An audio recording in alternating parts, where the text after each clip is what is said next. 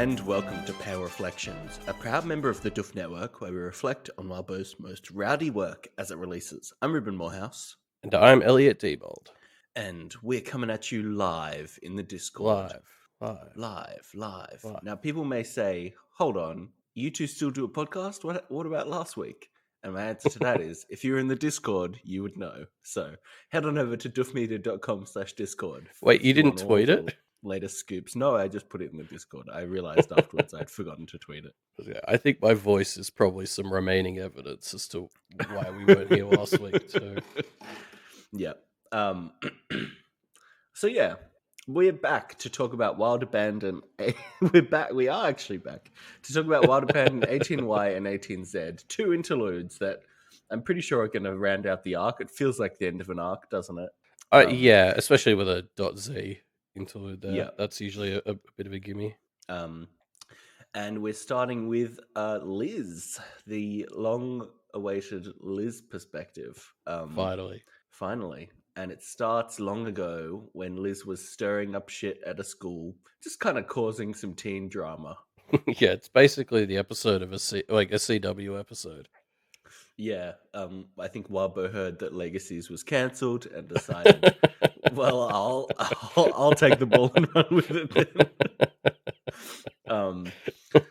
That's because it's something that needs to keep going. Obviously, the world can't be without. The world needs teen monster high school drama. It is a very strong genre. Anywho, so yeah, Liz is doing some horrifying stuff here. It's interesting.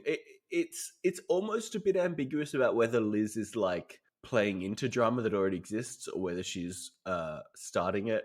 I mean, like, there's reference to a poisoner, and Liz doesn't explicitly kind of confirm that she's the one who's been poisoning people, but it does seem like she's just like completely set up what is effectively a game of Mafia that she is playing, which is pretty fucked up. Yeah, there's at least the vibe that she's taking whatever's going on here and like dialing it up to 100, right? Like, yeah. Yeah. And there's this moment like in her internal monologue where she sort of like justifies it. She's like, I'm doing this because, you deserve it. And I'm, made of you. So, this is like your own shit getting thrown back at you. Yeah. A pretty weak justification, I think. Yeah. I mean, like, I guess it kind of makes sense. But like, to me, it kind of almost reads like, everyone has these periods where in their life, especially when you're in high school, where you're maybe the worst version of yourself, right? Like, I think that's a pretty common thing. Or even just like you're still figuring your shit out. And so somebody that is formed from the hearts and minds of teenage girls at their most kind of snippy, which is, private school. I mean, like, it's evil. It's that putting that all together, you would make an evil monster. So I'm not surprised this has turned out so villainous. Yeah, like Liz is this really interesting thing for me because, like for me, like so much of this comes down to like nature and nurture. Like I think, especially on this podcast, I tend to be quite forgiving of people who grew up in shitty situations for some of the shitty stuff they do.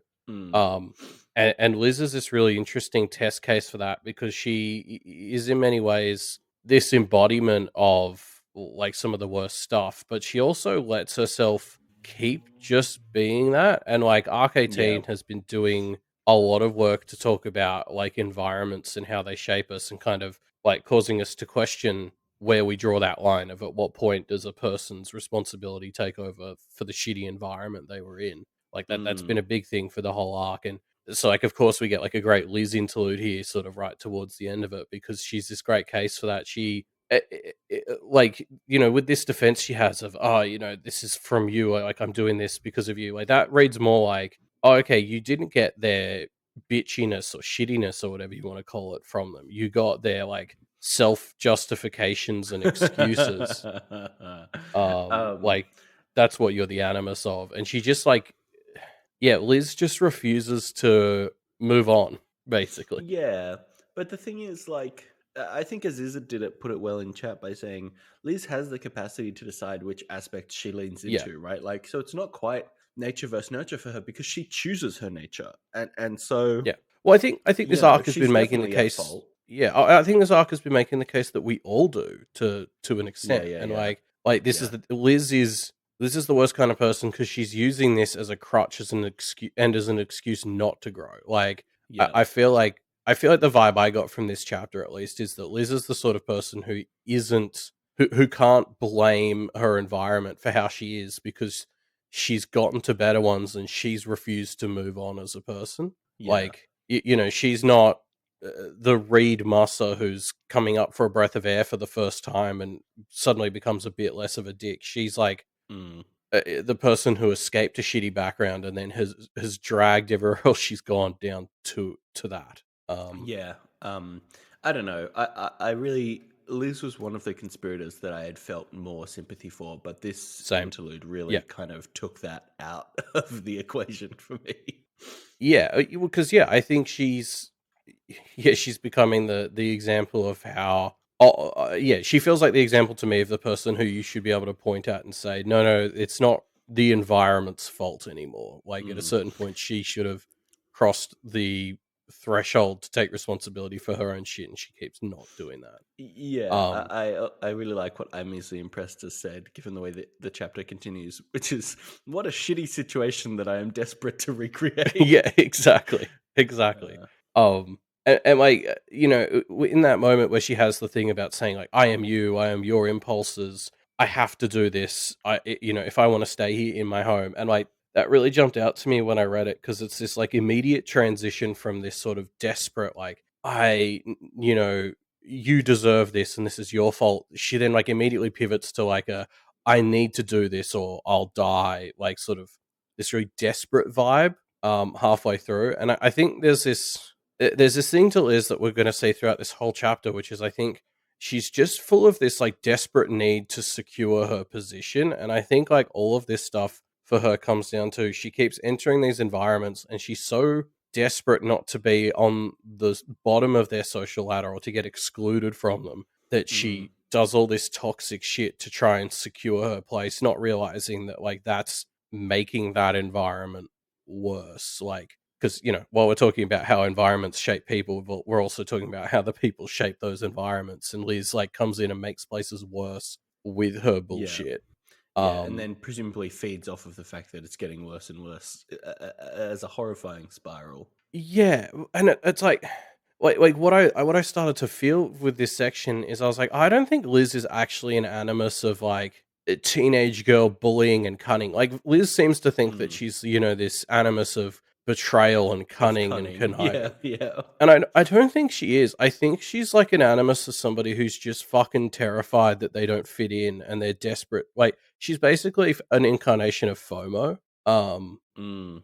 Like like and desperation especially to be kind of approved by the group. yeah, and in a high school environment, that's a very prominent feeling, and it takes the form of people bullying and doing dumb shit. So I think that's why she's gotten confused. But she's like, I think the more we see of her in this chapter, the more I feel that yeah, like what Liz is the incarnation of someone who's just scared of being left out. And she's just everything she's doing is this stupid, toxic attempt to not get left out that she doesn't realize is what's making Mm. everyone fucking hate her. Yeah, that's interesting because obviously what happens next is we jump ahead to when Kenneth Found is founded, and she is failing to get any grasp on Kenneth Found and kind of feels like she's being cut out, and Yeah. becomes very vindictive about it and just decides to try and fuck over the Kenneth Council however she can. And you're right that it feels like extreme FOMO basically because you get this sense of injustice of like how dare they disrespect me by leaving me out, and Yeah. it's the Yeah. same sense of entitlement that I feel whenever, you know, late story Edith enters the game because Mm. she just completely overlooks all the fucked shit that she's done, and the result she's thinking is, how dare they treat me with any semblance of unkindness? Yeah. I'm Liz. I'm the center of attention. How can they leave me out? Yeah, which is like, her way of processing, "I've done all this stuff so that I'm literally in the middle of everything and you can't exclude me, and now you've gone out of your way to exclude me." And she sees this as just more of a personal attack than it is. Although, actually, no, it isn't. They specifically did it to get away from her, but she can't see how that's her fault.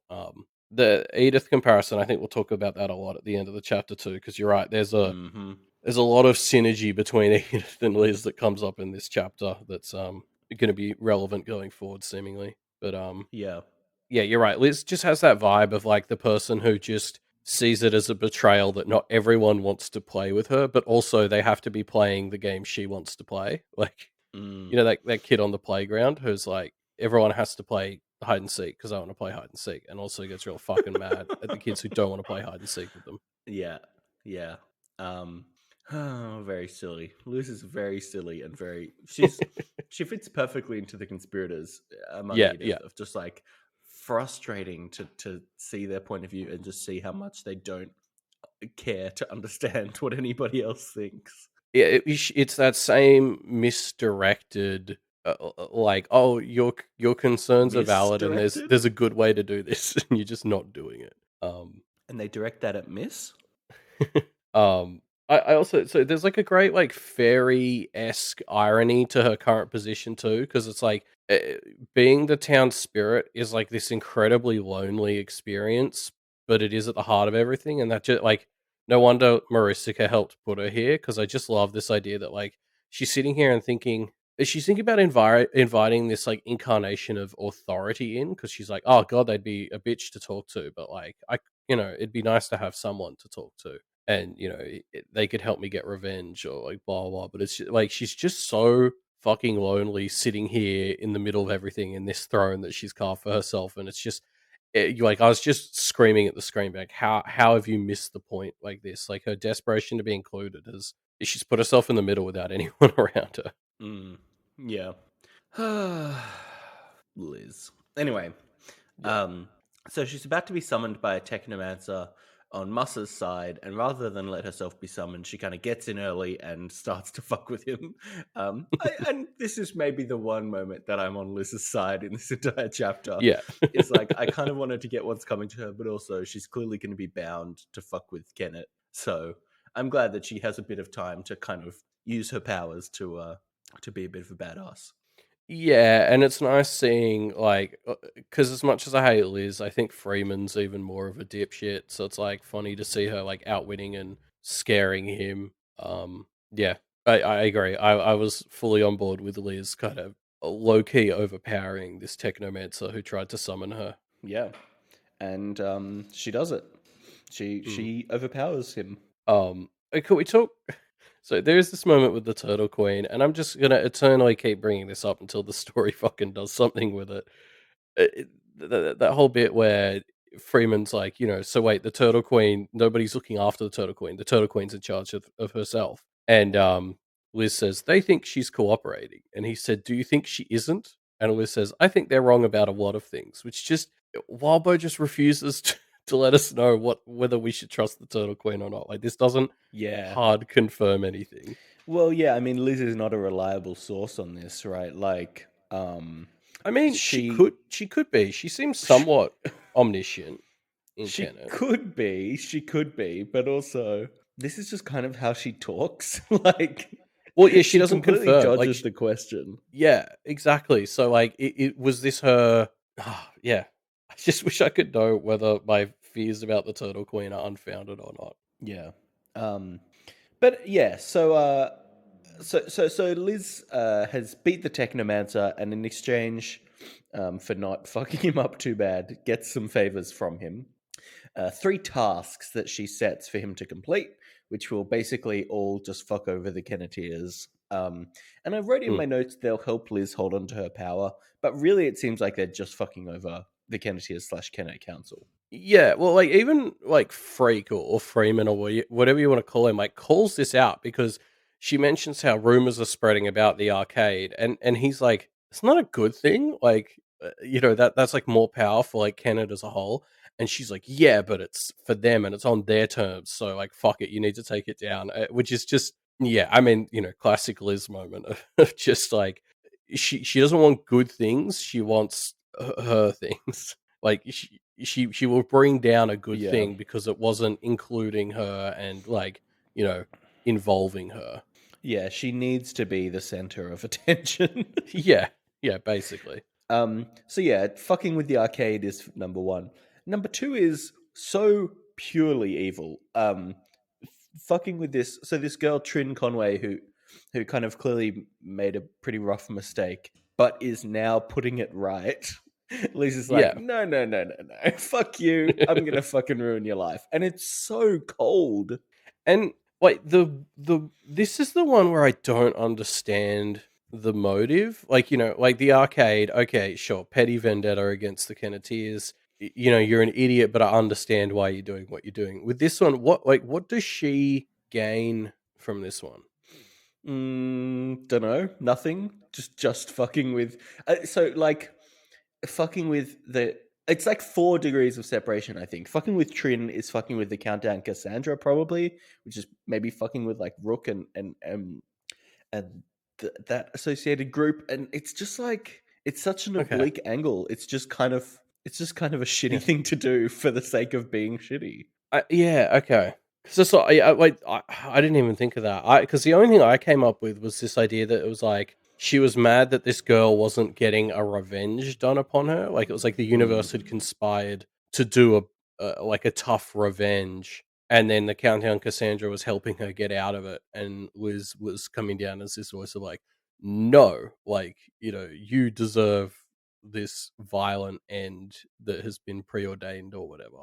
Like, but yeah, but yeah, why? yeah. I mean, like all she wants is to make sure that she's setting the Musserites and the the Yeah, Kennet yeah. folks against each other, basically. Which is, That's right. yeah, I It guess triggers it, a bounding at the end of the chapter. That's right. yeah. Binding.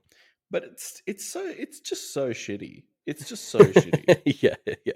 Anywho, the third task is Liz kind of sets it for to make sure that the people in town don't become too aware, but then kind of is like, maybe this is not going to really be something you can do. So let's deal with that later. Well, yeah, she leaves herself room to pivot with Charles later, luckily. Mm, But I like it as well because this is like the whole thing of like she's like they're screwing with the concept of innocence and that's bad, blah blah blah. And then just read as like intensely hypocritical to me that the girl who's like destroying the world so she can be in the center of things wants to maintain something like innocence, which keeps people apart. Like it just mm, you know she really only cares about herself basically is where I'm going with this. Like it just yeah, she's figured herself out. She wants to make sure she's taken care of, and she doesn't care if other people are excluded as long as like she is a part of the web which is excluding them. yeah, yeah. I- it's cruel. I don't know. Liz is cruel. Like, yeah, I think she just is. I know that she feels like she has strategic justifications for things, but in my mind, it just feels like she's just fucking shit up because she's in a pissy mood, basically. Yeah, for me, it's insecurity around being left out is just like causing her to lash out at everything around her and fucking self fulfill that prophecy. Mm, yeah. um, but yeah, Liz drops by the council meeting in Kennet Found, kind of scoping things out and just trying to be where the action is, I suppose. Yeah, because it really gets her, knickers in a knot that they're doing this outside of her jurisdiction. Like, what freaks her out is she's like, they're having the meeting where I can't see for once. Yeah, Um, and she complains to Charles about like, doesn't it bug you that there's stuff that you can't see? As though yeah, like even having any secrets from Liz is a huge betrayal, and how dare yes, they? yeah. And again, it's just like, Liz, what the fuck are you on? And yeah, like, I guess to just continue beating this whole drum, like, just she gets there and gets to the gate that surrounds the thing, and when Luna shows up to help her, it's just immediately like, is this an effort to keep me out? Like, she goes like full Edith and just sort of assumes they very specifically want to keep her out because that is the Yeah. fear that seems to be driving everything she does, and it's just like Luna's just like, No, it's just a puzzle everyone had to do. Like, what are you talking about? Yeah.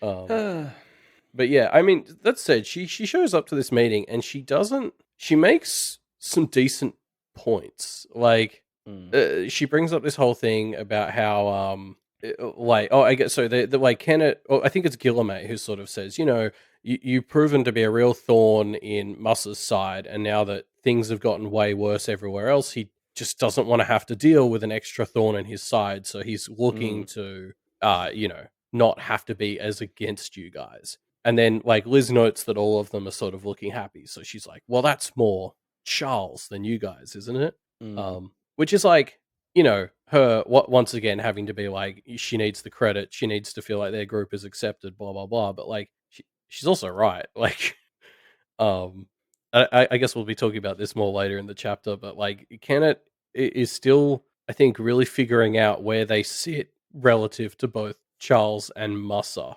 Um, Yeah. and I do think it's fair for Liz to call out that, like, I mean, this isn't what Liz was doing, but what she was effectively calling out is, it's like, yeah, the fact that Mussa is pissed off isn't really like a win for Kenneth. It's like, yeah, Mussa isn't going to take us over anymore, and that is good, but also it's come at the cost of like the entire province melting from the inside out. Yeah, but remember, that's not Kenneth's fault. Kenneth is just caught between these two No, fucks. but as she said, a lot of them are like happy and satisfied that Mussa's backing Yeah. off, and I don't No, think you're it's fully right. wrong for Liz to remind them that, like, yeah, that came at a cost. I mean, Like having it, said that, they did, things like them beating Anthem, like that was yeah, yeah, Kenneth, yeah. like it's not fair to say they had no impact. No, But and you're I right. think It, Lucy it brings was that up. mainly Charles. Kenneth is the thorn in the side, not the actual.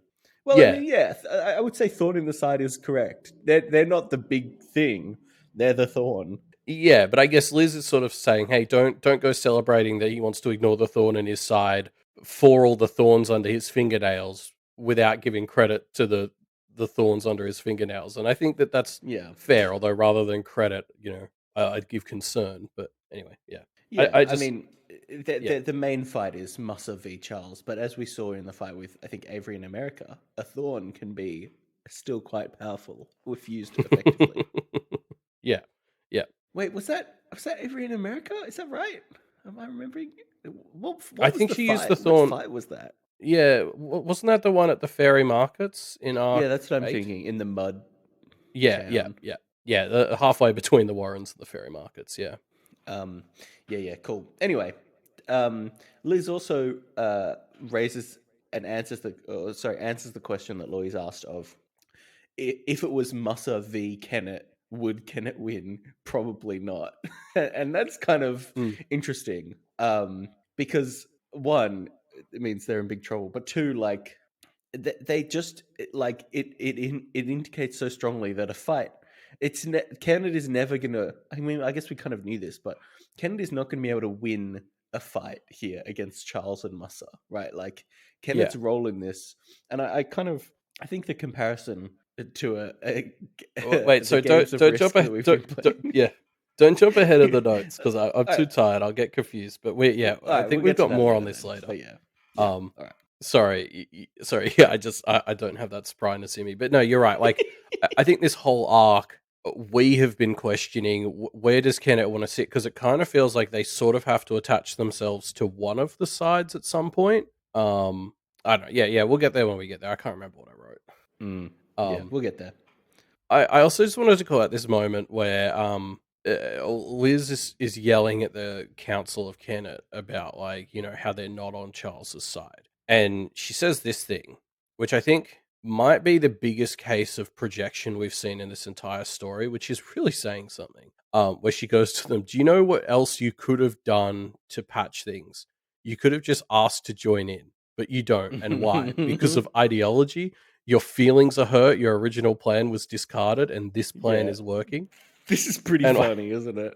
I just read that and I was like, "Oh my god, Liz, are you talking to the mirror?" Like, that's, yeah. I got a good laugh out of that because it's just, I swear they've said those exact words to her. Yeah. It Top is very top tier fun. comedy. Yeah. Um, Yeah. sorry, before she goes, Liz essentially confirms what I think we already sort of knew, which is that Rook is very much a Team Charles sympathizer. Yeah. Rook definitely just is kind of happy for things to go to shit Yeah, because it puts things into a world that she prefers. yeah. Rook is not morally against Charles's plan. I think, and like Liz thinks to herself, like, when she leaves because she's like, "I'm not really getting through to the other people I need," and it feels like this is I think that there's going to be a concerted effort by at least Liz, presumably like Edith and some others might get on board to like start really ramping up the infighting in Kennet, and that could be really fun. Like if Liz and Co are really going to be actually targeting other weary members of Kennet to try and turn them to Team Charles to make things easier, that's going to make this whole debate we'll get into in a sec about Kennet's place between Charles and Musser really fun. Yeah. Um, Yeah. because I mean, like as we've said a bunch, like there's not much separating Kennet and Charles really. Like they're 99% on the same page. It's just that these few stickly points, like don't do mass murders, that just that separates the two teams. So it makes sense that some people are in the space where they can cross over, like Rook. Yeah, it'll be interesting. I wonder if Rook crossing over to Team Charles, if we're going to see any. I mean, I guess not. But like, are there any Kennet others that would go to Team Musser? And would we see a fraction, like a fracturing of the Kennet alliances? I don't know. I kind of doubt it. I Yeah, feel like Musser is so not on the same page as them.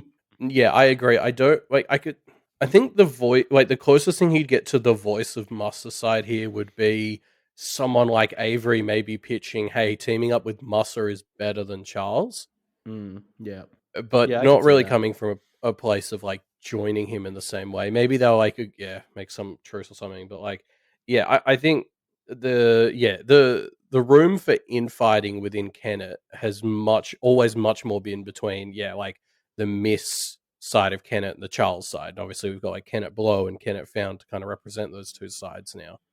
Yeah. And yeah, I guess that'll just like I'm honestly looking forward to potentially having to see some people be on the fence for that and, get sick of fighting the good fight. Like, at what point are some people going to be like, oh, let's just get it done? Yeah, yeah. Um, Like, he's doing it anyway. yeah, true. Uh, but yeah, so Liz collects her co-conspirators for a chat. She thinks that Kennet isn't as scared of them as it should be. Yeah, and I love like we open this and it's just Marissa and Liz hanging out, and like Marissa's just such a like shit stirring piece of shit to her, and I kind of liked it. Like I think the segment opens with Marissa being like, "Oh, is this the next part of your slap fight?" Yeah.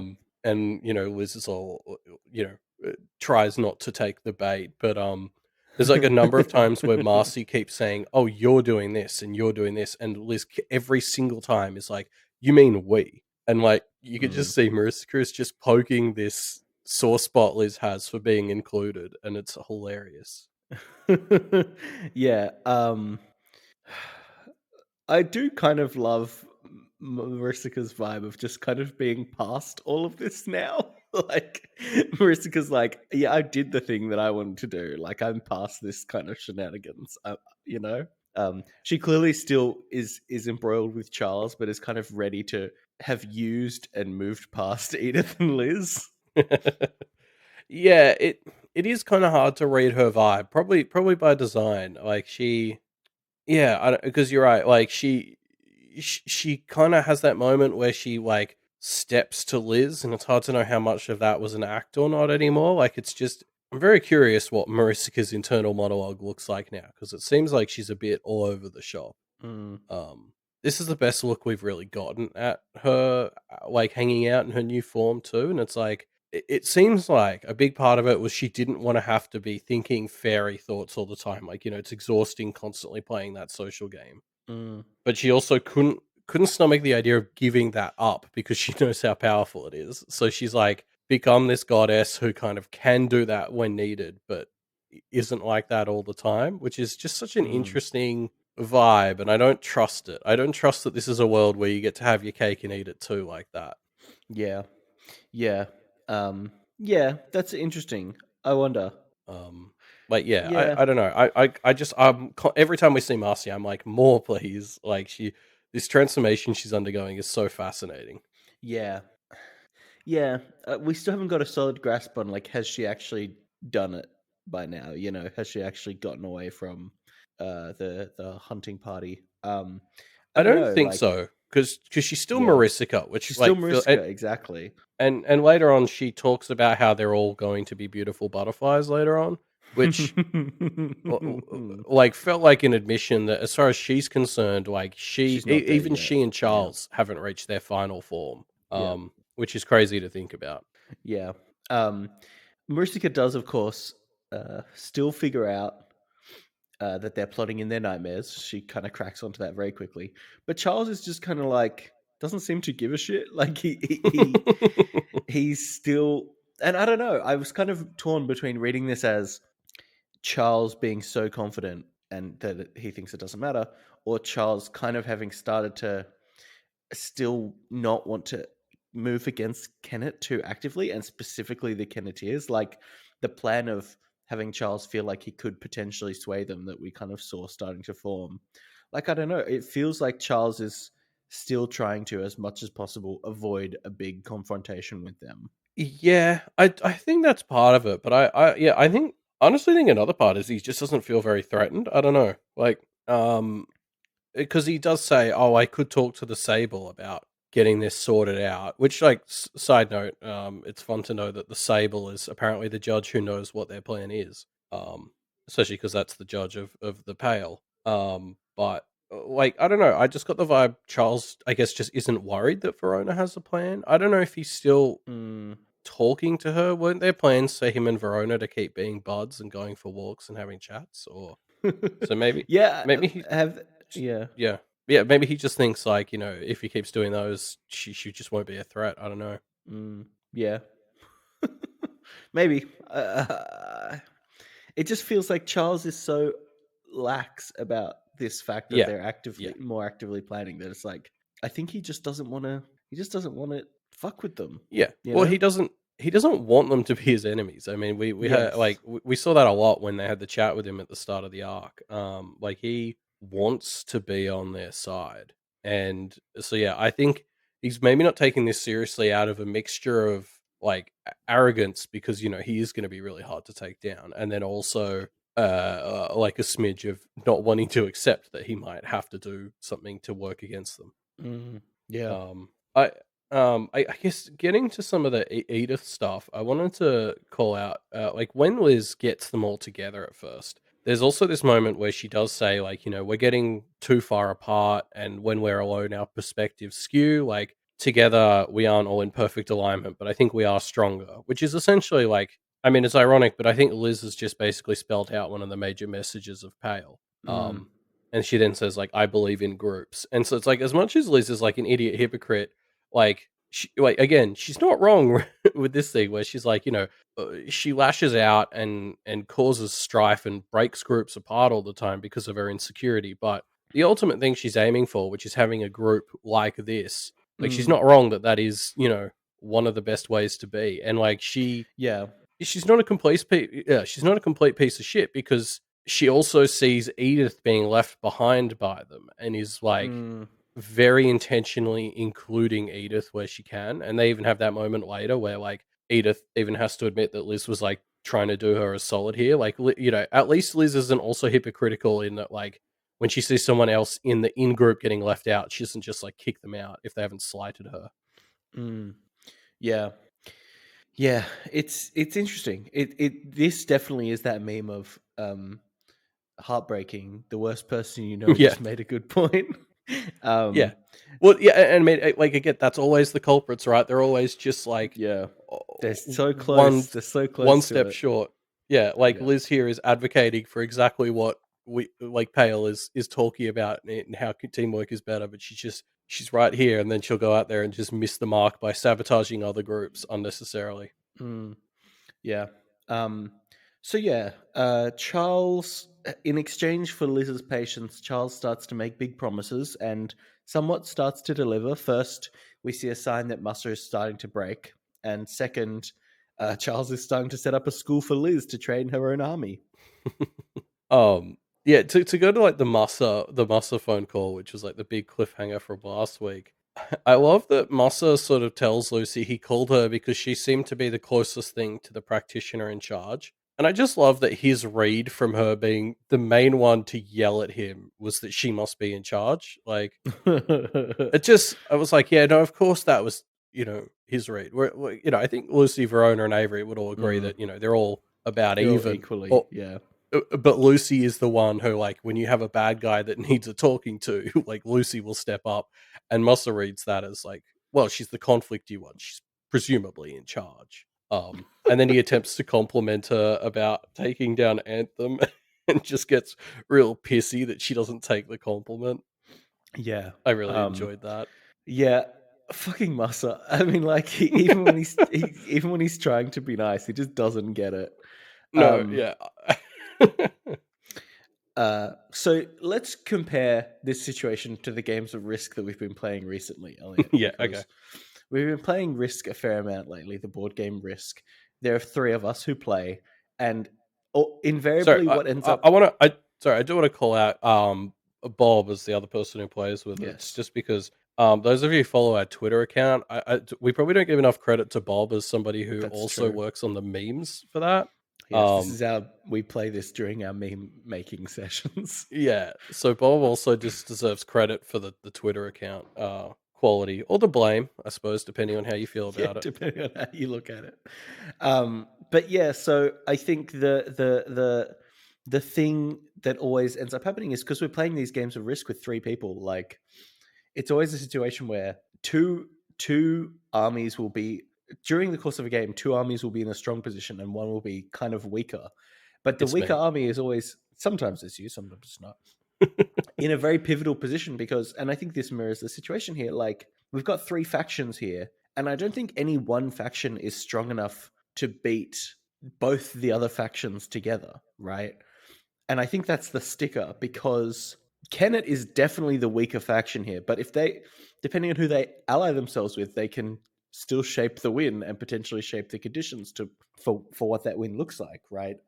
And Yeah, it's a very although interesting, in yeah. my experience, that usually means that the person you've allied with quickly sweeps through and kills you to take your cards. Yes, which again could like that's kind Yeah. of what Musa tried to do, right? Like Musa tried to sweep through Kennet to take their power, but it didn't work.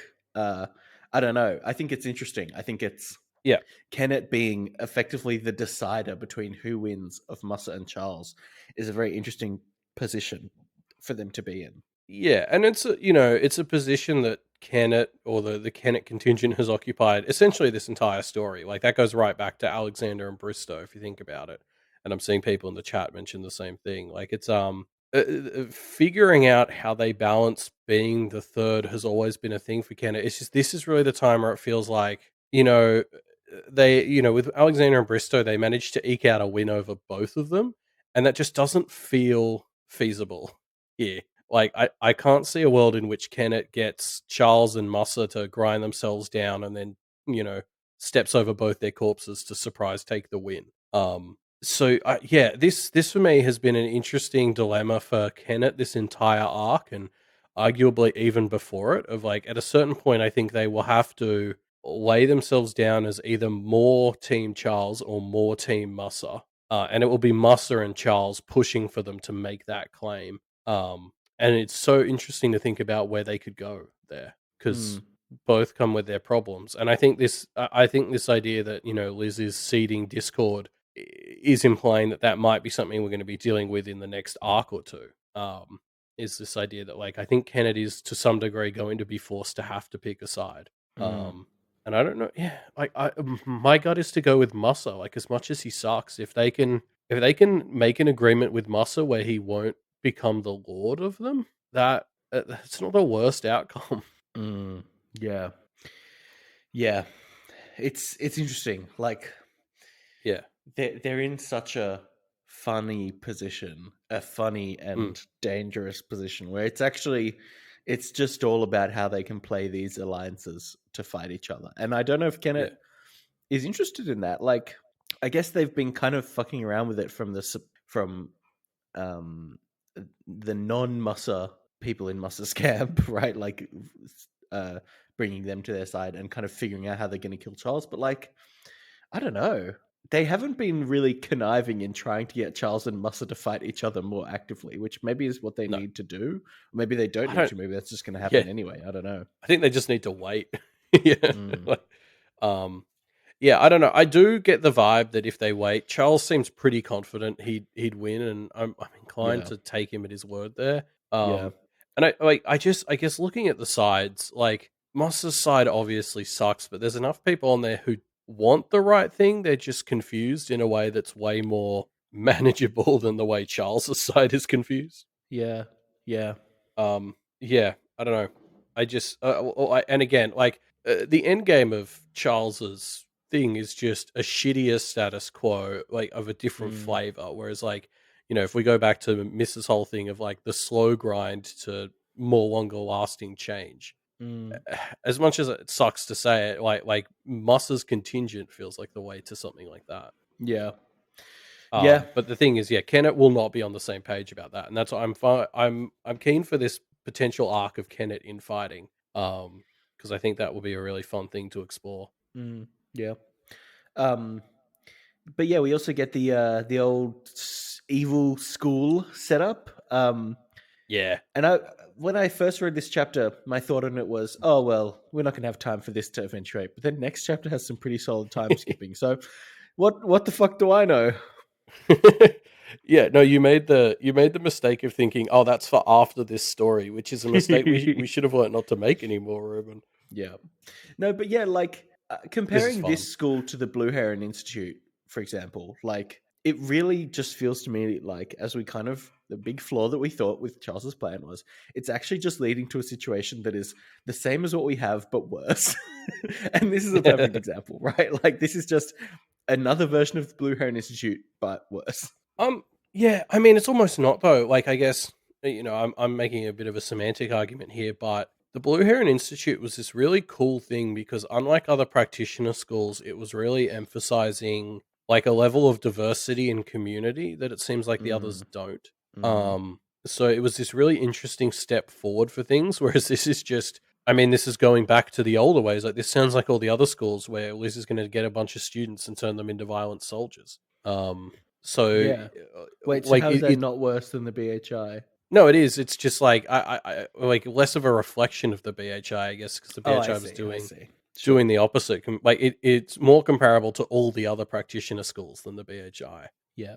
Which like feels like it's like this is Charles's whole thing. He's just creating a different flavor of the same bullshit. Mm, And actually, Alexander was a better person than Charles. yeah.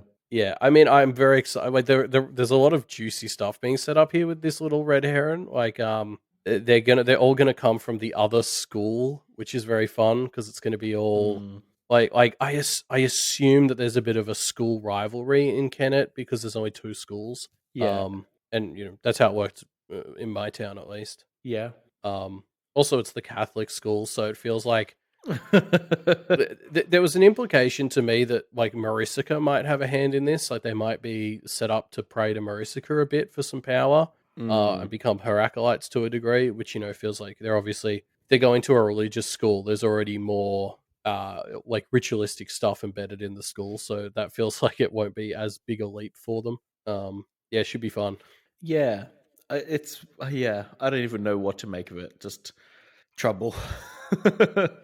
Yeah, just because it feels like a great excuse for Lucy to have to again like create more ties between the Kenneteers and the rest of their classmates because it'll set up this like fight between the schools kind of vibe, which I think would be very fun.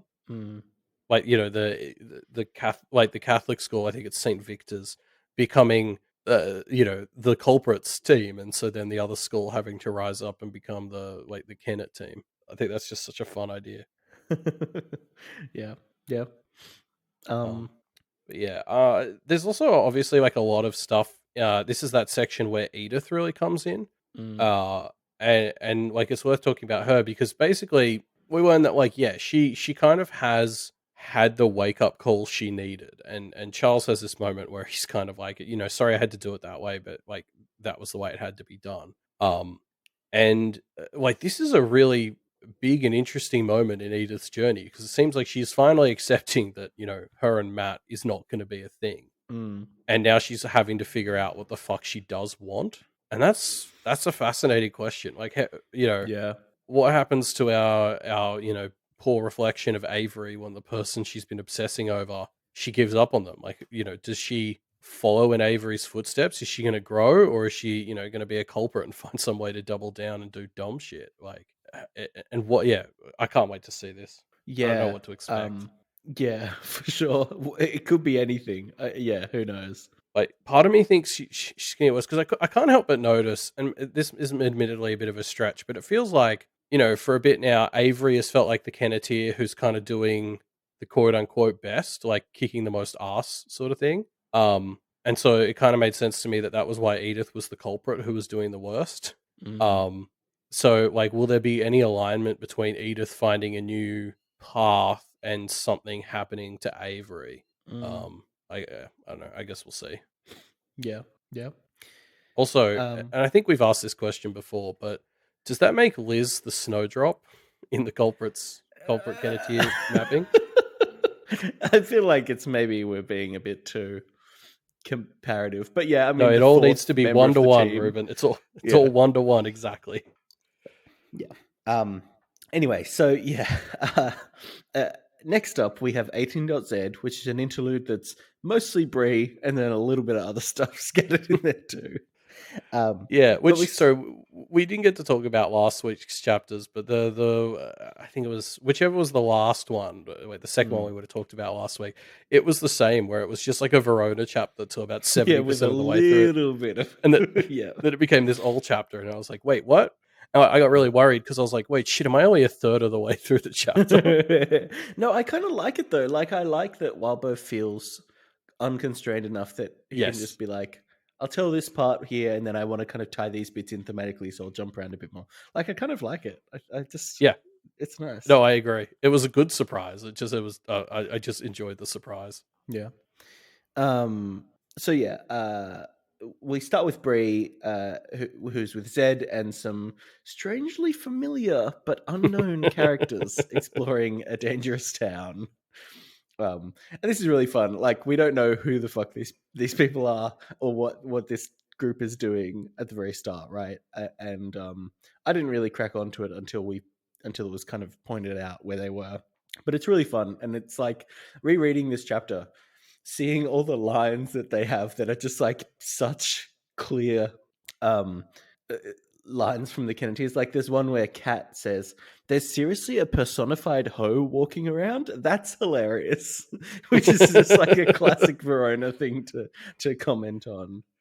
Yeah, like I definitely needed the story to connect the dots for exactly what was happening, but I think the moment I started to realize there was something to these 10 girls being the Kenneteers was Yeah. the moment where they're like, "Oh, we'll take a break." And I think it's the one called Wicked Hat is just immediately like, "Oh, gods and spirits, thank you." And just like immediately sits down, and I was like, "Okay, so that one has something to do with Verona." Like, I don't know what's Yeah. going on here, but that's a Verona. Yeah. Mirth Strike says, "I felt so smart for figuring out they were Dryden objects, and then so dumb 5 seconds later for realizing I didn't figure out they were the Kenneteers," which is just So, classic. so if Mirthstrike and I combine our powers, we could have figured the whole thing. Because I did the opposite. I was like, these are the Kenneteers, but I don't know how we're doing this. And then it spelled out the Dryden thing, and I was like, oh, that makes sense. Yeah, isn't that so fun? I love Zed has a camera who takes bad pictures. Don't know what the fuck that means, but it's very fun. Yeah, and I really like there's a moment where like all three Veronas are like assaulting him for information on this camera. Like it's this really funny moment where like I think it's Cat who tackles him, but like Wicked Hat and Shadow Cloak are all both sitting right there, like, no, you do need to tell us though. Like that curiosity and need to know all the practice stuff is so universal to Verona that all three of them have it. Mm, yep. Yep. It's core Verona stuff. Yeah. Um, so yeah, they're wandering through the placement test, and there's a lot of spooky shit going on. Each location here was once an innocent person, and that starts to sink in as Bree sniffs out a clue. Yeah, and I have to admit, I'm still wrapping my head around what it means for these places to be people. Hmm. Yeah, it's hard to. I found that something that I thought was interesting about this chapter was like that concept is kind of conceptually horrifying, but it's so hard to internalize what it means. Yeah. And having the Kennedy's stuff here helps demonstrate it a bit. But But the bit when Bree starts to smell them and realizes, oh, this is like reminding me of very human smells, that just kind of made it a bit more visceral and had it land as how gross and off-putting it is. And I thought that was great. Yeah, it really helped ground it for me too. That it was like she was like, "Oh, this one smells like a person. That one smells like a different person," and kind of bringing it down to that more physical level. I was like, "Okay, okay, cool, I understand." I just like part of me is like, so does that mean that this wall maps to their shin, or like I just Mm. Don't think about it how too does much, I think. yeah Um, but yeah, the Kentir stuff is like bickering, but in a kind of, I think, friendly kind of way, which was nice. I think, I think yeah you could read it. Yeah, it's not friendly, but I don't know. Yeah, I wrote the exact same thing. I was like, you could probably go either way. I'm choosing to read it as just like friendly banter that's just amplified by the fact there's so many of them and they're like the objects and stuff. But like, yeah, Mm, you know, it definitely gets a little distracting at times. But overall, I chose to read this as just they're good mates. yeah. Um, but yeah, it's fun stuff. Yeah. I love when Zed is like trying to put the map together, and Wicked Hat is like, "Can't you just like scan it like omnicorder, beep boop, science fiction style?" And Zed's like, "I don't do science fiction," and then he does do like exactly what she suggested, basically. And there's like another moment later where he like enhances an image, which I thought was Mm. fucking hilarious. Where he's like, "Okay, I'm just running enhance on this image to like." Boost to the number of pixels and de-blur it, and I was like, so you do science fiction. Yeah, he does a CSI enhance, and it's very silly. It's such a good joke though. Of course technomancers can actually do an enhance. Yeah, um, it's wild. I love it. um, but yeah, so the group finds their way to the center of town, and the contest is about to begin. Basically, you got to mess up the other side before they mess you up, and that's it. It's just a contest of Yeah, punching it, people, which is fun. king of the hill, I guess you could Mm, graciously call it a king of the hill contest. yeah. But Um, yeah, no, it's classic Charles. It's like all this fucking hubbub so you can get to the middle, and it's like, I don't know, just punch each other until one of you stops. mm. Yeah, it's it's very fun. I love the tension in this because, like, obviously the Hungry Choir was such a big part of the start of this story. So we know how fucked these rituals can get, and so the fact they're about to enter into another one with like no information is very terrifying. Yeah, and I think that's why it's really fun to get this from Bree's perspective. Something who we haven't talked enough about, considering this is her perspective. Like, she's really putting on a brave face coming in and dealing with another one of these monstrosities. And she mentions it a couple of times, but like so much of the Hungry Choir was about prep and like using other resources and shit, and they're really just walking into this one blind. Mm, yeah. Um, but it works out. I mean, like it begins. Bree pulls out some really baller moves, and pretty quickly, not wins this for them, but earns them enough of a reprieve for them to just ditch, basically. Yeah, yeah, like it doesn't seem to lock you in the same way the Hungry Choir did. Luckily. Yeah. Um, yeah. Bree really does well here, right? Like, so Bree is obviously we see Bree is becoming a spirit vessel, a host, and she unleashes these big elemental spirits, and it works so well. And I really love the kind of the thematic vibe of Bree overcoming her piker by just like eating and then regurgitating, I guess, really dangerous things at her enemies. Like it's such a weird bastardization of her illness in a way that I find so fun. It's very parahumans-y, isn't it? In Isn't that, it? like, Isn't it just? because it also requires her to keep eating weird, violent shit to fill the hole she's carved out in herself. So it's like, Yeah. on the same hand, it's kind of exacerbating the original issue in this very magical way. Like, and I remember getting the vibe of that from some of the other aware as well. I guess Bree's technically a practitioner, but in my head, she's closer to an aware. Um, Mm, where it's yeah, like these powers tend to like in this very parahumans way, kind of exacerbate the worst parts of things while giving you the power. mm, yeah. Yeah.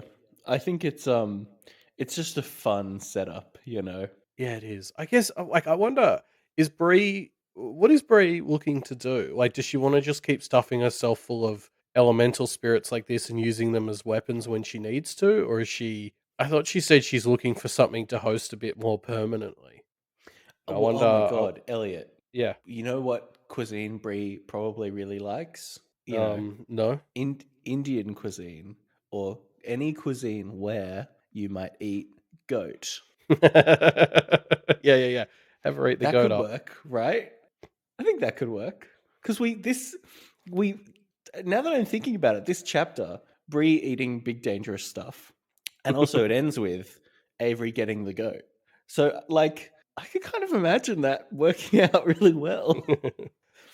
See, oh god, I was thinking even stupider. I was saying, is the Bjorgman edible in the notes? That was my thing. Ooh, Get a it? little Get spot it? of Bjorkman. Admittedly, that one feels like a stretch because he feels like a big one. Like I Mm, don't know that she has room for even a meal that size, but that would be nice. mm, mm. Yeah, gosh, what's she gonna eat? Who knows? Can't wait to find out. Um, But yeah, so then they re collect themselves literally in the Canneteers uh, situation. Verona was a bookstore, makes sense. of Avery course. was a sports field, oh, of course, Yep. and yep, naturally Lucy is a sword graveyard, and that I guess all just makes perfect sense.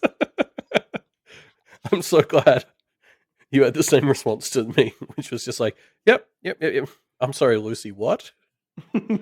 Um, like, admittedly, I'm struggling to think of anything better, but it doesn't say good things about Lucy's self-image right now that she's a sword graveyard. Yeah, Um, yeah, wild. and yeah, worth shouting out. Snowdrop was like I think the gnarled trees around Avery's field, which was like nice bit of inclusion. Mm, yeah, yeah. Just why is Lucy a sword graveyard? I mean, I think it speaks to how they view themselves. So I think it's mm, just saying like stuff about Lucy and where she's at, and not great stuff. yeah. Um, yeah, for sure. But Sorry, luckily, it is worth before. pointing out too. Mm, Sorry, when the Kenneteers are all together like this again, their vibe feels very similar to the ones we saw from their objects. Like, because we're seeing them from Bree's perspective, like mm, the three of them just keep kind of talking and interrupting Zed and Bree in this way that was like it felt the same as the way that their objects had been doing it, and I really like that as just this moment of like we get introduced to the objects and kind of see them as this silly, wacky version of the Kenneteers from Bree and Zed's perspective. And then we see the real ones. It's like, no, actually, it's about the same. Like, that was pretty mm, true to them. yeah. Yeah, they were pretty exactly dead on, weren't they? And then Verona does mention that she vaguely remembers being a house, to which Mm. I say, what's that like? How do Yeah, you. what does that mean? I wonder What is that if it's because experience? Verona has a domain. She's like more plugged into what houses feel like. Oh, I Is that assume the something? others. I thought the others probably have this too. I guess I'm just Yeah, interested in maybe. what the experience of being a house feels like. Mm, I can remember like fever dreams or um, you know, bad trips where like you come out with memories of like different experiences to being human, but I can't conceptualize what one as a house feels like. What does it mm. feel like to be a house in any given moment? Yeah, no, I don't know. Who knows? Um, but yeah, uh, that's where this first part of this first third of the chapter wraps up. Um, so on to the second third of the chapter, where we're jumping to Anne's perspective, who is now hosting the Halloween party. Sad, not as good as Florence one, I bet. And starting to I think introduce her. Avery proved you wrong. Didn't Avery say everyone said Eh, it was just as good? I feel like Avery is risking being gainsaid by being nice in this situation. Anyway, Anne is introducing her daughter to the scariest world of all, having a practitioner for a parent. Yeah, and I mean, like, obviously, we did get to talk about it, but there's been plenty of room to hate Anne recently in both of the Mm, last 2 weeks, yeah, and she really, this just chapter does makes not help. no, exactly. She really goes for the trifecta this time. Yeah. Like, again, to dabble back onto the Liz stuff, the amount of projection of insecurity going on from Anne is just so it's so much of everything about her. Like, she's just constantly looking down on everyone Mm. and then creating situations where everyone else just has to look down on her. Like, it's just, yeah, she's just so Yeah. frustratingly sad. Yeah. Yeah. Um, it's yeah, it's rough. It's rough. Anne is not a character that you like, is it? And you can't help but feel bad for Anne's daughter here, right? Like, I don't know. She almost has moments where she seems like a real human being, where she recognizes that her mom is not super well liked and nobody likes them. But then she kind of still, I mean, she sides with her mum because of course she does. Um, Yeah, I mean, of course you're going to. Like, you're right. The first thing that sort of happens is Anne's like taking her to the secret back room, and she's like, "Oh, is it something cool like an escape room?" And mm, Anne's like, "No, don't be stupid. It's not immature crap." Whereas, like, the correct response is clearly, "No, it's even fucking cooler than an escape room. It's like magic's real. Here we fucking go." Like, mm. it really speaks to how shit practitioners do this. That when their child is like, "Oh, is this something cool?" They're like, "No, take it seriously." Um, and not Yeah. like, "Oh, it's 100 times cooler than anything you're possibly imagining right now." Yeah, it speaks to Anne's sadness, I guess, that she can't find the joy in this. Yeah. And I mean, this is like, this is tying back into the arc themes as well. Like, both of these interludes obviously do. They're the bookend to the arc. Mm, Like, this is a little snip. We're seeing Anne Jr. here become another Anne because of Anne's influence. Like, this is the environment she's been dumped into. Um, mm, and like, Avery's in here doing her best to buck the status quo, and little Anne looks down on her for it because her mum, like, she's following her mum's suit here. mm, yeah. Um, Avery was hoping Gilkey would show up. Very sad. Will we ever find out what happened to? I mean, will Avery ever find out what happened to Gilkey? I don't know. We'll see. Sorry, Fran in the chat has just called Anne Jr. AJ, which I thought is a very good joke. Yeah, that's good. But yeah, so the latest with Gilkey, right, is he's still poisoning the primeval, but Marisica's meant to come and help him at some point, right? Like, Gilkey will be back at some point because Marisica was going to help him become less of a poison or something. Yeah, It's been a while since I read 15.z, so I don't yeah. remember exactly, but No, Gilkey is we've meant got to. hopes of seeing Gilkey again, I think. Yes, but not yet. No. Has Verona told Avery yet about Gilkey? Because Verona Uh, found out from Marcy, I think. yeah. Well, clearly not, right? Well, I don't know. This would imply not. I Mm, think, yeah. yeah. Um.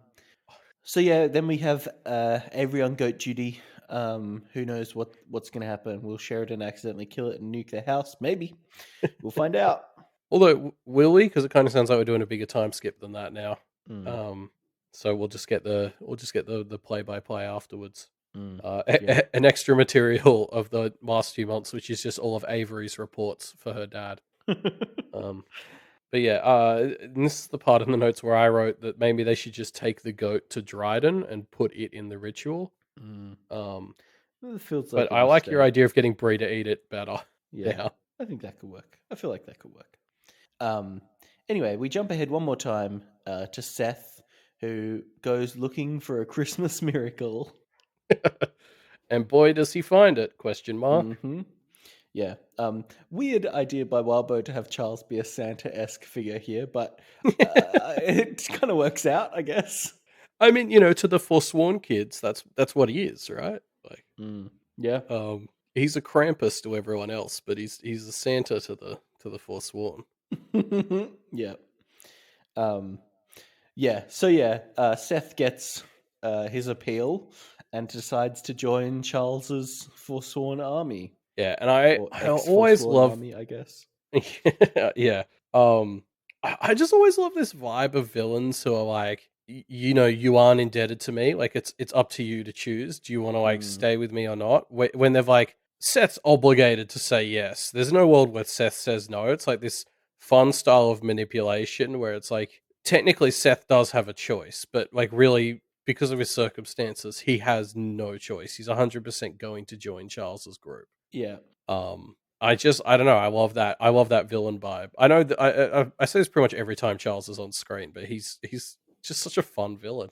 Mm, he is good, isn't he? He is delightful. Like everything he does is just like that's so awful, you beautiful bastard. Yeah. Um, and then yeah, like so this is interesting because I feel the vibe we get from these two chapters back to back like this is really that it feels like over this time skip we're going to be doing, the culprits are really bolstering up their armies. Like we've got this school that's recruiting people for at least Liz. Mm. Charles is obviously recruiting some soldiers. Marcy, at the very least, is presumably expending some of her power to make little godling creatures. Like how ancient Greek gods would have like centaurs and shit that worked for them. I imagine Marcy's cooking up some fresh horrors of her own. Like the way this is heating up is going to be really fun if each of the culprits is rocking a small army now. Yeah, that's true. That would be fun. Is that going to happen? Yeah, maybe. And then we might have the Kenneteers army might be like Anthem and stuff converted from the civility courses. Yeah, well, I mean, because the thing about the culprits is it was just the four of them essentially for ages. And then Charles kind of had all these other lords, but they were sort of, they all had this vibe of, that's just their area. Whereas the culprits as a thing completely change in my head if they also just have like grunts and lieutenants, right? Like there's so much more of a thing if Liz has this army of teenage practitioners and like Charles has his ex-forsworn soldiers. Like that makes them so much more of a formidable side. Mm, yeah, yeah, it's true. But yeah, I also want to call out this moment from Charles here, where when he's talking to Seth, Charles sort of says, I supported the wrong people, and then other people got hurt because of it. The wrong people got hurt. Innocents, myself. I learnt my lesson, and then I ignored that lesson and did it again and again. And then he sort of talks about, why, and then Seth, in a surprisingly smart moment of self reflection, asks Charles, "Are you still doing this?" To which Charles says, "I don't know. I sure hope not. With the power I wield and the levers I'm pulling, if I fuck up now, there's no triumph for my enemies. It's ruin on a scale that will be a topic of conversation on the far end of the world." And it's just that whole speech from Charles has this like really terrifying self-aware wolves vibe to it. Of like, Yeah, I don't know. yeah. Like again, that culprit's so close and yet so far thing. Charles being like, "Man, I keep making the same mistake over and over again, but this time I got it in the bag. I'm doing good with my violence." Mm, yeah. But yeah, so the chapter ends here with us kind of heading into next year. It's been a solid jump ahead, so who knows what to expect when we come back in the new year. Yeah, we've never seen a Christmas in the other verse before. Mm, yeah. I mean, I guess we did just then, and it Well, was yeah, true. Charles. This is what it looks like. This is Christmas in the other verse. The Yeah. forsworn get unforesworn as a treat. Yeah. And rally to the cause. Yeah, I don't know. It's yeah, I this is a very fun spot to put a time skip in. I can't wait to see. Like I'm assuming at this point the next chapter will be 19.1 also starting around this time of year. And that's Yeah. fascinating. Yeah. Like we've jumped ahead. How has the practitioner community in Eastern Canada settled to this new Mm, world order? What's going on? Yeah. yeah.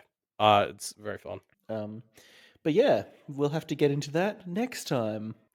Uh, but first, before we wrap up the show, we've got a discussion question that we've got to get into, which was which of the three Kennets would you choose to live in? Which is the one you'd spend the least time in? And this was quite fun. I saw a lot of Yeah.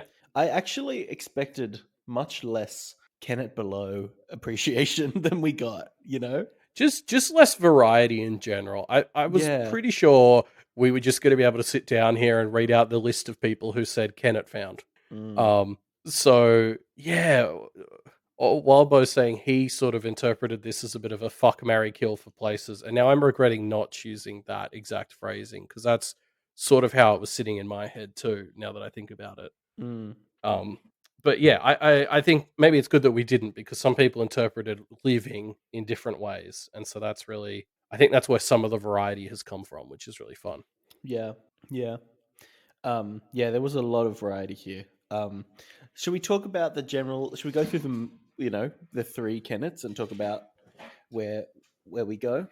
Um, who liked Kennet above? We had Propaganda Pagoda liked Kennet above. I think Yeah. Kennet above was the answer that people gave if they were very happy with their life and wanted to keep a nice human life without wrecking things Yeah. too much. The Lucy's of the world, really. Yes. Yeah, I mean, Propaganda Pagoda did also raise the point of like, hey, there's no reason I can't start my utopian commune in Canada above. Yeah. Like you don't need to go to Kennet Found for nice communes. You can just make them in the real world, which is fair. But yeah, they and I think Sengachi was one of the other people who chose Kennet above, and both of them were sort of like, I've got my job, family, and stuff. Like I don't really want to give all of that up. And it Yeah. feels like you're a step removed from that if you're going to one of the other Kennets. Vice versa, I also said Kenneth above, and something that I noticed was people who liked Kenneth above were very against Kenneth below, which I think I also am. Yeah. I would pick Kenneth above and would rank the lowest Kenneth below, because I feel like those two are the most diametrically opposed. Yeah, yes, sort of by design, yeah. Yeah. Yeah, I mean, you're right, that does make sense. Like, Vice Versailles also kind of she essentially volunteered to be the town's shamanistic janitor, is how she put it. So she was like, "Hey, let me live in Canada above, and I'll do all the spirit shrine upkeep. Like, just let me be one of the town's practitioners who doesn't have to get into fights and go to like Canada below." Um, Mm, which, yeah, I don't. I agree with, but I feel like it would be a hard sell to like get them to invest in a whole practitioner and then not let them sit out for all the hard shit. mm, Um, but yeah, um, I think Propaganda Pagoda, yeah, sorry, was an exception to what you said though, in that they said Kennet above, but they did put Kennet below above Kennet found. Because they sort of said that they found yeah, true. Kennet below a little bit less confusing. Like they'd need some time to settle into their below, and so they don't just get immediately shanked. But they think like in terms of which one they think they could settle into longer term, it was probably the below. Mm, And I kind of agree with that vibe. Like obviously, Kennet Found is more appealing because you want to go there and be at peace, but I think I'd struggle to live there long term. Whereas Kennet mm, Below gives you the vibe of once you've carved out your little slice of paradise, you can find stability there. yeah. Yeah, I think that makes sense. I think, yeah, the idea of like, can it below? Well, as Bird put it in their answer, like it's the libertarian ideal, right? Like, you can just kind of carve your space for yourself, and you have to fight to carve that space for yourself, but it is very much like yours to do. Yeah, and obviously, like, miss me with most of the libertarian bullshit that that libs are all about. But Mm, like, I find appeal in yeah that one part of it of just sort of being able to like have sort of your own space that obviously you work with your neighbors or whatever and you pay your taxes. Again, miss me with all their dumb shit, but the good I think like the good parts have appeal to me. yeah. Who else haven't we talked about? Oh yeah, Manukos talks about Kennet Found, which seems like a nice place with an effective universal basic income, and that's just kind of like good vibes. Yeah, I do agree, like, with the way it felt like Kenneth Found has lent into UBI stuff, which I'm fully on board with. Mm, I remember there was, like, a UBI trial going on in Canada, and then they cancelled it halfway through, and I was so mad because it seemed to be working. But yeah, Kenneth Found definitely leads into that vibe in a fun way. mm, Wonder Bitch 26 also put down Kenneth Found. Mostly because they just said they want somewhere where there's like complete peace, but also fun wacky shit to do every day. And I mean that is essentially Kenneth Found. Like there's always going to be some wacky event going on. yeah, true.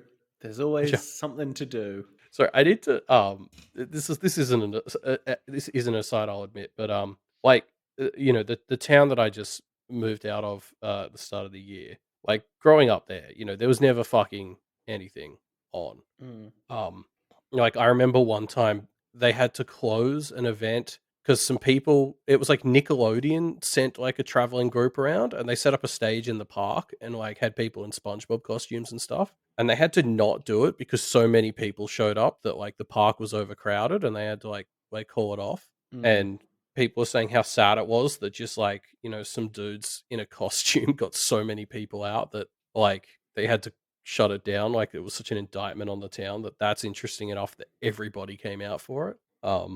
And they had one they had one like a week ago. They had like a big like party thing with like some musicians playing and stuff. And they set up an ice rink in one of the parks. They've had to start kicking people out of the park because all of the ice has, turned into like slush and stuff, and kids were in there like playing just like so much that the grass was all getting torn to absolute shreds because What did they everybody was expect just to there. happen? I don't know. It was weird. Apparently they just left the entire ice rink there, and yet it started to turn to slush. And so kids were like ditching school to go play in it and stuff. Very silly. And that's our discussion question, I think. Yeah, we didn't tally it. I think Kenneth Above might have actually won. Yeah, I do think Kenneth above won. It was pretty equal Oh, though. Like it was very we didn't even. shout out. Hobo Demon was the Oh one yes, other true. person Hobo Demon was to another pick for Kenneth below. below. They sort of talked about how they've got this skin condition which like sounds like it's an enormous pain in the ass to sort of manage. Mm. Especially with the US healthcare system being what it is. So they like the idea of just being able to live in Kennet below without having to sort of deal with it, like because nobody there would care much. Essentially, that there was like a lot of loose skin or dandruff or whatever. Mm. Which yeah, like I do agree that that's one of the benefits of like being in Kennet below. Although I would have thought Kennet Found would be a place that would give them the space to, treat it if they Mm. want, or Mm. like it's not like you'd be the weirdest looking person in Kennet Found. So I'm a little curious why they're passing on it as an option. But Mm. I'm not gonna spend too much time undermining the one person who agrees with me. Mm. Yeah, fair enough. And now I think that's everyone. Now that's everyone. Okay, cool. But yeah, thank you everyone for leaving your discussion question answers. I thought it was really fun to get so many answers that were so varied and surprisingly answers around Kenneth Below, which I really didn't think, didn't get or I didn't expect. But we are going to run a new discussion question for the next fortnight. Yeah. So I forgot about this one. Um, our next question is: if you were a goblin, what do you think your shtick might be? Yeah, good question. A fun question. I just, God, what a fun one. Yeah.